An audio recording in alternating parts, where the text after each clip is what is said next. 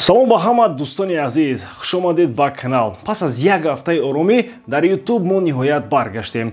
Як каме танаффус буд, аммо акнун ман боз дар паҳлӯи шумо ҳастам ва пешрӯи мо мавзӯи хеле ҷолиб қарор доранд. Имрӯз мо дар бораи якчанд мавзӯи хеле муҳими трансферӣ суҳбат мекунем. Мавзӯе ки дар чанд рӯзи охир тамоми дунёи футболро ба ваҷд оварданд. Ҳама дар бораи он ҳарф мезананд, тахмин мекунанд ва мо ҳоло ҳамаашро якҷоя таҳлил мекунем. Аммо ин танҳо аввали кор аст. Агар шумо хоҳед ки бозиҳои муҳимро пахши мустақим ва бо сифати баланд тамошо кардан хоҳед, пас ба телеграм канали ман обуна шавед. Шуморо интизор мешавам дар лайфҳо ки якҷоя бо ман бозиҳои муҳимро тамошо мекунем, баҳс мекунем, ҳар як лаҳзаро баррасӣ намоем, ҳамаш ба мисли ҳамеша самимӣ ва пурра. Ссилкаи телеграм канал дар комментария ва описанияи ин видео гузошта шудааст. Агар шумо мисли ҳар вақта лайк ва дар канал обуна шудан, аз мо бошад ҳар рӯз видеои нав баровардан. Акнун дар ягон ҷо баъз шунед, мо бошем сар мекунем. Реал Мадрид ҳоло хеле ҷиддӣ мехоҳад нимуҳофизи марказии дастаи Реал Сосидад Мартин Субмендиро ба дастаи худ биёрад. Онҳо омоданд ки барои ӯ 60 миллион евро бидиҳанд. Ин маблағ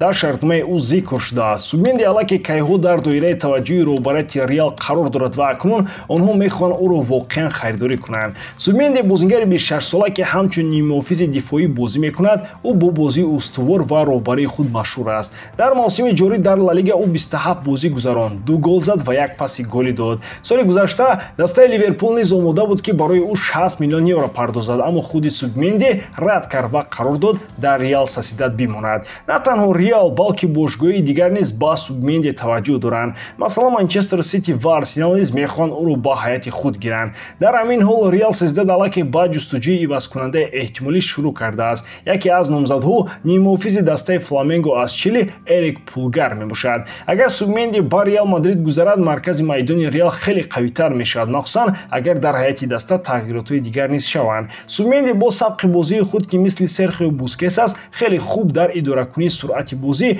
ва додани пасҳои дақиқ мебошад. Ӯ ҳамчунин дар дифоъ боэътимод аст. Аммо агар ӯ ба Реал гузарад, шояд вақти бозии ӯ кам шавад, чунки рақобат дар хатти ниммуҳофизатӣ дар он ҷо хеле зиёд аст. Дар Реал Сосидад бошад, ӯ як бозингари асосӣ аст. Дар маҷмӯъ гузаштани Субменди ба Реал Мадрид як қадами дуруст ва мантиқӣ менамояд, вале ҳамаи чиз аз худи бозингар ва созишномаи ниҳоии байни клубҳо вобаста хоҳад буд.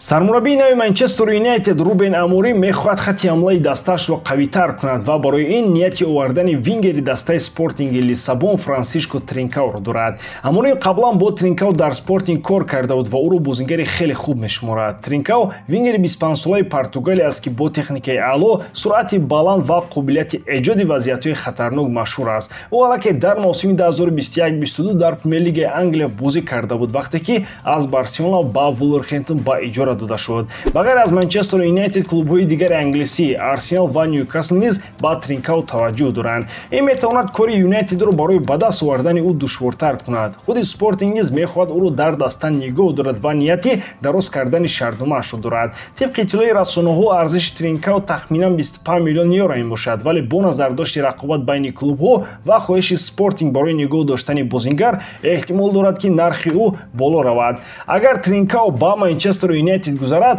ӯ метавонад хатти ҳамлаи дастаро хеле қавӣ кунад. Ин махсусан муҳим аст, агар дигар тағйиротҳо низ дар ҳайати даста сурат гиранд.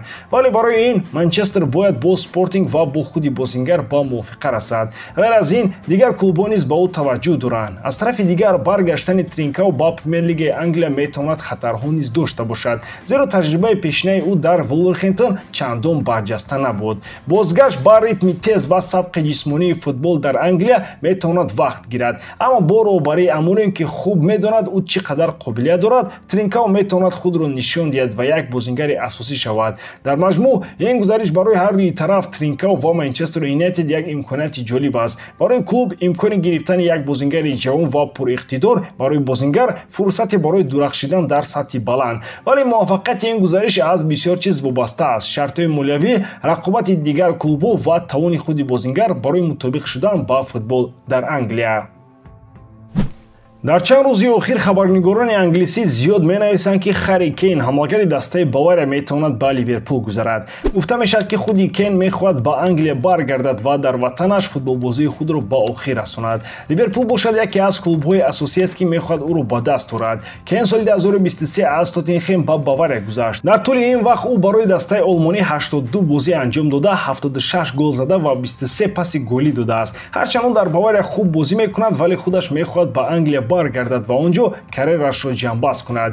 Ливерпул омода аст барои Кейн тақрибан 120 миллион евро пардозад. Бавария намехоҳад бозингари муҳимашро аз даст диҳад, аммо агар онҳо чунин маблағи калонро бубинанд, шояд розӣ шаванд. Агар Кейн ба Ливерпул гузарад, ин метавонад хати ҳамлаи дастаи англисиро хеле қавӣ кунад. Таҷрибаи ӯ, маҳорати баландаш ва қобилияти бо осонӣ зада тавонистани голҳо ба даста кӯмак мекунанд. Кейн метавонад ҳам ҳамчунин ҳамлагари асосӣ бозӣ кунад ва ҳам дар нақши ками ақибдар, ки ба сармураббии Арне Слот имкониятҳои нав медиҳад. Аммо ин трансфер якчанд хавф низ дорад. Масалан, Кейн аллакай 31 сола аст ва 120 миллион евро барои ӯ додан шояд хатарнок бошад, чун баъди чанд сол шояд сатҳи бозии ӯ поён равад. ғайр аз ин, баъди 2 сол боз дар Англия набудан шояд вақти мутобиқ шудан ба Премер-лига лозим шавад. Вале бозгашт ба Англия метавонад ба худи Кейн илҳом бахшад, то бозии беҳтар нишон диҳад. ӯ таҷрибаи калон дорад ва метавонад барои бозингарони ҷавони Ливерпул намуна ва роҳбар бошад. Дар маҷмӯъ, эҳтимоли гузаштани Харри Кейн ба Ливерпул яке аз мавзӯи асосии футбол дар Англия шудааст. Агар ин гузариш амалӣ шавад, метавонад тақвияти ҷиддии қувваҳо дар лига шавад ва рақобати байни дастаҳои калонро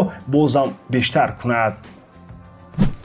дар чанд рӯзи охир тамоми расонаҳои варзишии ҷаҳон хабар медиҳанд, ки Трент Александр-Арнолд, муҳофизи рости дастаи Ливерпул, метавонад ба Реал Мадрид гузарад. бисёриҳо мегӯянд, ки ин гузариш қариб ки воқеъ шудааст ва дар тобистони наздик метавонад яке аз муҳимтарин трансферҳо гардад.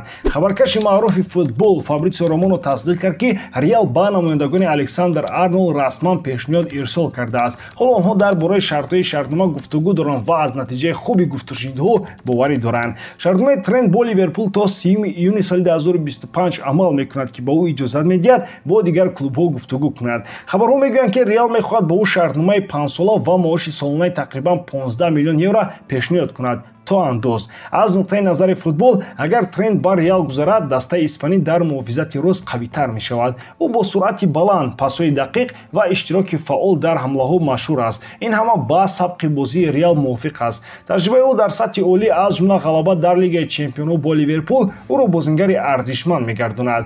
Аммо ин трансфер баъзе саволҳоро низ ба миён меорад. Трент дар Ливерпул аз кӯдакӣ бозӣ мекунад ва яке аз асостарин бозингарони даста мебошад. Гузаштани ӯ метавонад барои Ливерпул мушкил шавад ва клуб маҷбур шавад ҷои ӯро пур кунад. Аммо барои худи Трент рафтан ба Реал як имконияти нав мешавад. бозӣ дар лигаи дигар ва клуби пуршӯҳрат. дар умум, гузаштани эҳтимолии Александр-Арнолд ба Реал Мадрид яке аз мавзӯи асосии муҳокима дар футболи ҷаҳон аст. агар ин гузариш амалӣ шавад, он метавонад тарқиби рақобатҳоро дар футболи аврупоӣ тағйир диҳад ва лигаи Испанияро бозам ҷолибтар гардонад. ба ҳамин тамом, боридарам ки эҷодкории ман ба шумо писанд меояд. лайк, комментария ва дар канал обуна шуданро аз ёд набароред. бо шумо мисли ҳар вақтан Муҳаммад Гаиров. хайр бордорон дар паноҳи Аллоҳ.